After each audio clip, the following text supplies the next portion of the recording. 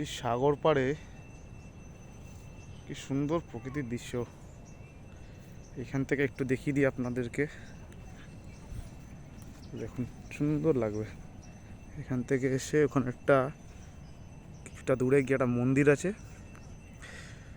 কোন দেবতার মন্দির আমি ঠিক জানি না, আপনার দেখাচ্ছি। এটা একটা জঙ্গল টাইপের, মানে সমুদ্রের পাশে যে ঝাউবনগুলো আছে, ঝাউবন টাইপের আছে। এটা ঝাউবনই বলতে, হ্যাঁ ঝাউবন আছে, ক্যাকটাস আছে।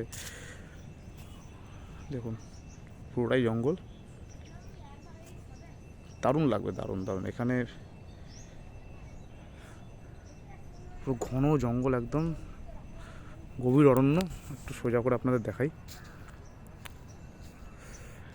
এই দেখুন একদম ক্যাকটাস আছে সামনে, দেখুন ক্যাকটাস, এই যে ক্যাকটাস দেখুন, গাছগুলোকে এখন নিচু হয়ে আছে, এখানে টিলা মতো ছোটো ছোটো ঢিপি মতো হয়ে আছে।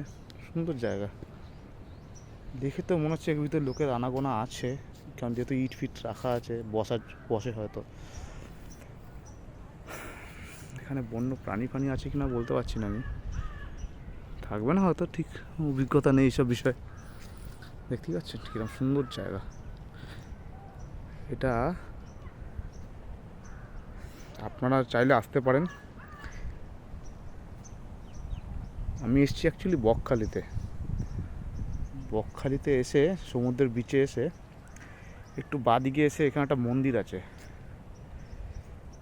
মন্দিরটা আমি দেখে চলে এসেছি। এখন যাওয়া সম্ভব হচ্ছে না দিকটা। এখানে সুন্দর প্রজাপতি থাকে, দেখতে পাচ্ছেন, দারুণ সুন্দর জায়গা, দারুণ। এদের রাস্তা বেরিয়ে গেছে।